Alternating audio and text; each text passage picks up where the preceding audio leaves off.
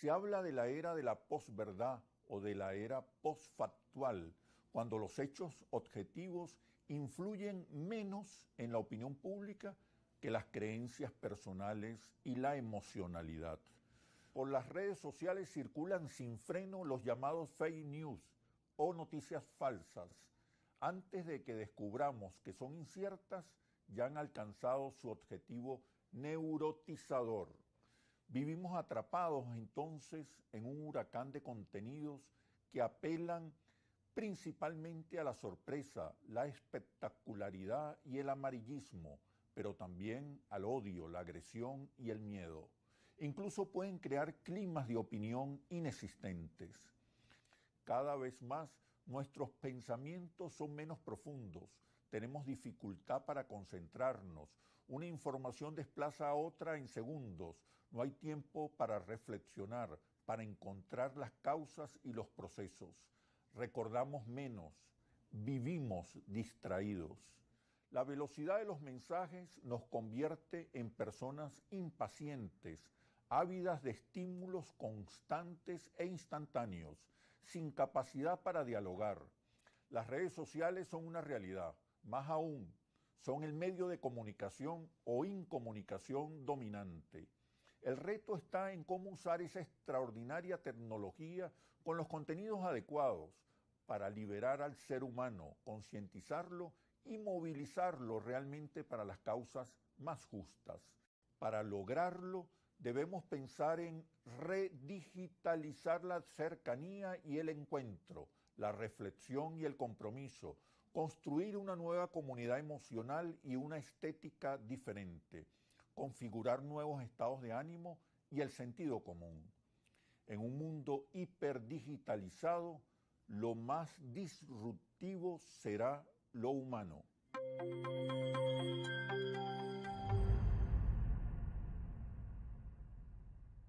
Bienvenidos a Análisis Situacional.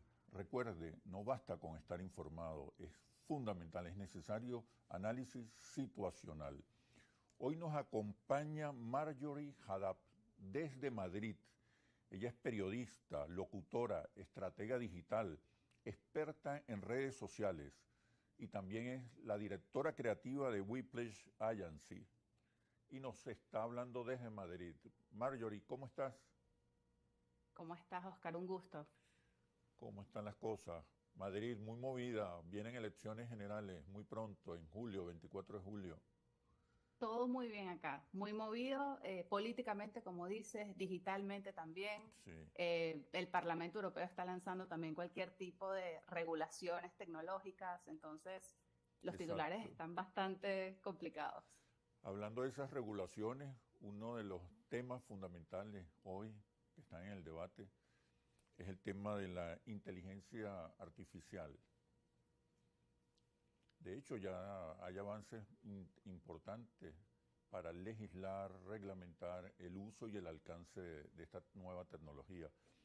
¿Qué nos puedes decir? ¿Qué es la inteligencia artificial? ¿A qué se refiere? ¿De qué hablamos cuando decimos inteligencia artificial? A ver, inteligencia artificial se basa en una palabra que la gente tiene mucho ahorita en su conversación, que es algoritmos. Pero no el algoritmo de Instagram. Son sistemas informáticos que permiten que una máquina o un dispositivo, ya sea un teléfono, ordenador, eh, pues pueda aprender de los datos y mejorar su rendimiento a medida que las personas introducen información y hacen búsquedas. O sea, que se expande a medida que las personas participan en él. Entonces, esto le permite generar respuestas y lograr un proceso de razonamiento que se ve muy humano. Por eso le Sí, dicen inteligencia, porque funciona mucho como lo hacemos nosotros. sí. Un ejemplo claro de eso sería, por ejemplo, si tú vas a crear un titular. Entonces, lo que yo en mi trabajo haría sería buscar en Google cuáles son los tips para hacer titulares atractivos y luego, en base a mi conocimiento periodístico marketero, pues genero un titular que sé que puede funcionar. En este caso, la diferencia con esta herramienta es que tú vas directamente a buscar. Quiero generar un titular sobre esto dirigido a un público joven porque tengo un programa de análisis y en este caso el programa es tecnológico.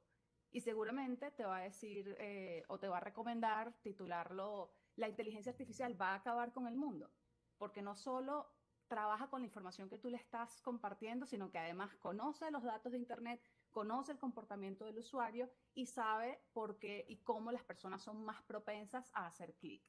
Entonces, de allí viene todo el revuelo de esta herramienta. Sí, es una especie de conversación, ¿no? Uno formula algunas preguntas o algunos titulares y me imagino que este sistema de inteligencia artificial recoge en ese universo inmenso de Internet, recoge la información que mejor pueda responder a tus preguntas, a tus incógnitas, ¿no?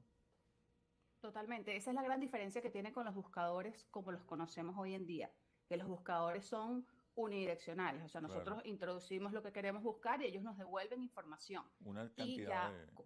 Sí, exacto, de te devuelve una opciones. cantidad de opciones. Sí. Aquí te dan una respuesta en concreto, ¿no? Sí, tiene muchísimas ventajas de productividad y innegablemente va a generar muchos avances para el mundo y para el desarrollo humano, pero también hay, digamos, dos preocupaciones gigantescas que tiene la humanidad en torno a esto. Primero, el hecho de que se van a perder o se ponen en peligro muchísimos trabajos porque pues básicamente es un sistema de razonamiento que está sustituyendo muchísimas profesiones como las conocemos hoy en día. Y Mm. segundo, bueno, el apocalipsis tecnológico los niveles de análisis que implican lo que esto puede llegar a ocasionar en un futuro, ¿no? Solo sobre el empleo se colocan amenazas.